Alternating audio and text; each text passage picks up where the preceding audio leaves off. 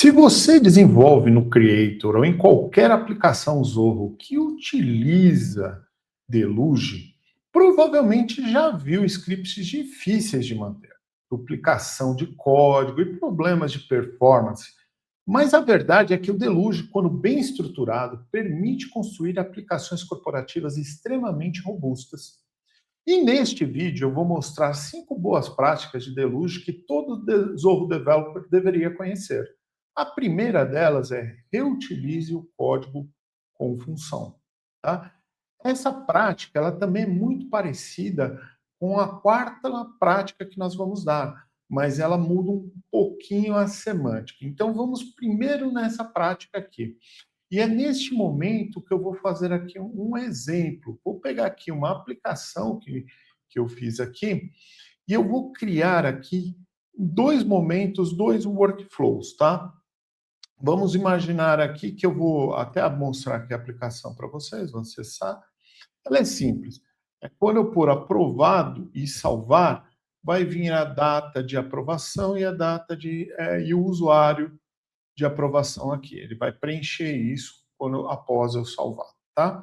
Então, bacana. Para fazer isso, eu tenho a primeira coisa que eu faço é, se eu vou aqui, por exemplo, em Workflow, e vou criar um Workflow aqui, ó, eu vou aqui, vou pegar aqui numa editar, ou editar, eu vou colocar editar ou criar, na verdade, tá?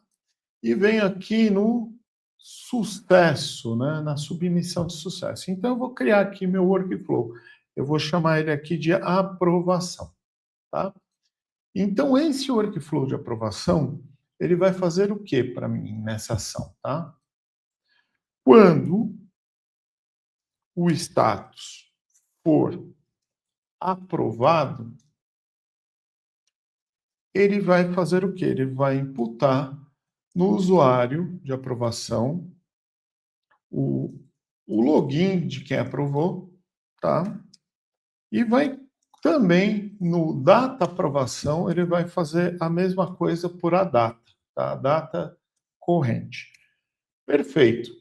Salvei aqui e vou fazer agora também um botão de aprovação, né? Então, eu venho aqui, ó, no meu outro, volto para o meu formulário, tá?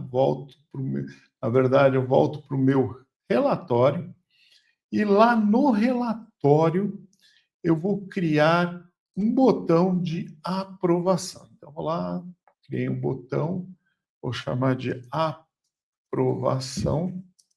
de registro, tá? Chamar de aprovação, aprovado, tá?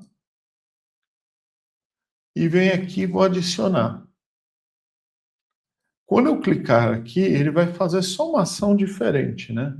Ele vai colocar o status igual a aprovado, né? E ele vai fazer isso aqui, ó. O usuário é o Zorro Login User e o data de aprovação é igual a Zorro Current Date, tá? Bonitinho. Então, basicamente é isso que eu quero que ele faça.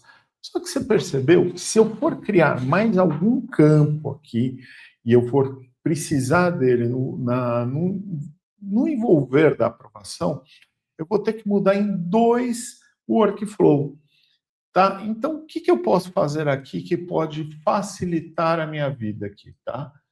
Então, aqui, ó, criei o botão, tá aqui bonitinho, aprovação de registro, né?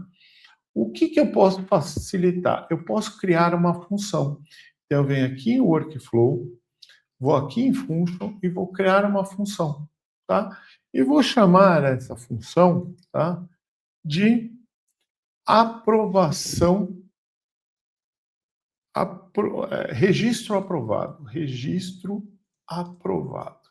tá? Olha só. E aí, ela não vai retornar nada, eu vou pôr somente um argumento, que eu quero o ID do registro, que ele é inteiro, né? E eu criei aqui. Tá? Feito isso, eu vou fazer da seguinte forma. Vou chamar Eu vou pegar o registro, então eu vou lá por aqui, chamar de registro, vou chamar aqui meu form demo, tá? Que é o nome do meu formulário, que a ID é igual a reg edit, tá? Eu poderia fazer uma coisa melhor, ó. Eu vou fazer uma coisa melhor aqui, porque a gente vai usar esse exemplo, tá, gente?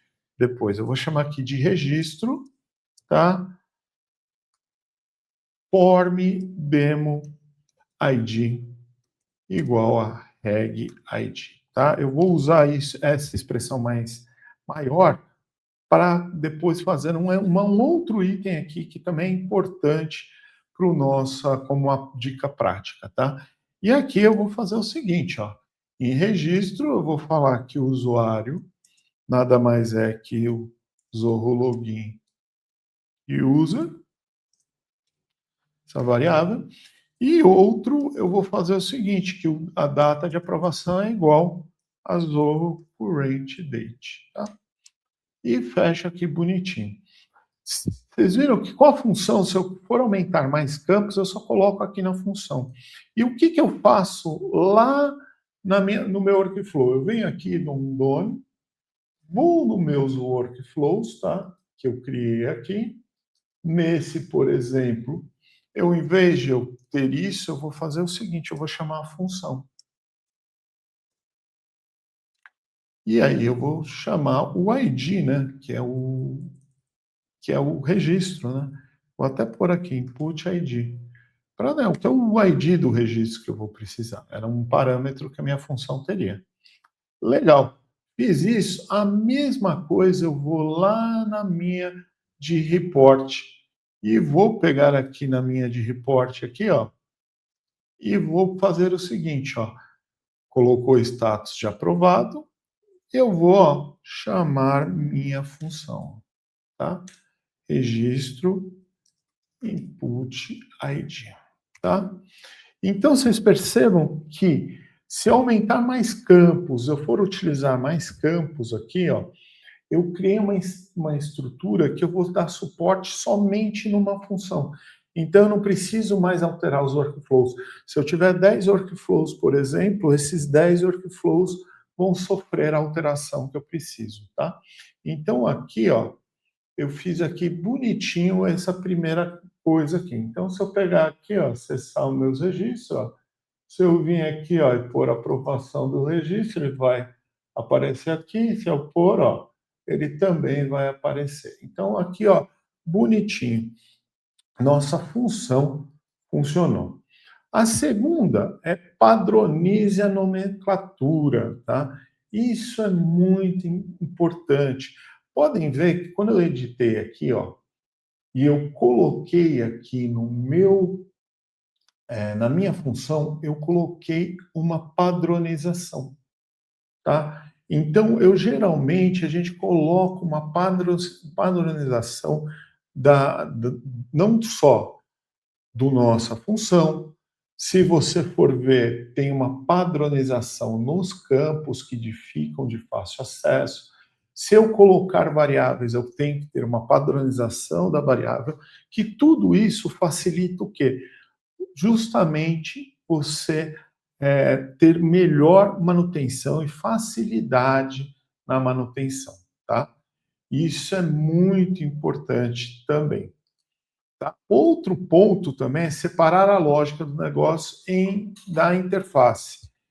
Isso também é o mesmo modelo de criar função.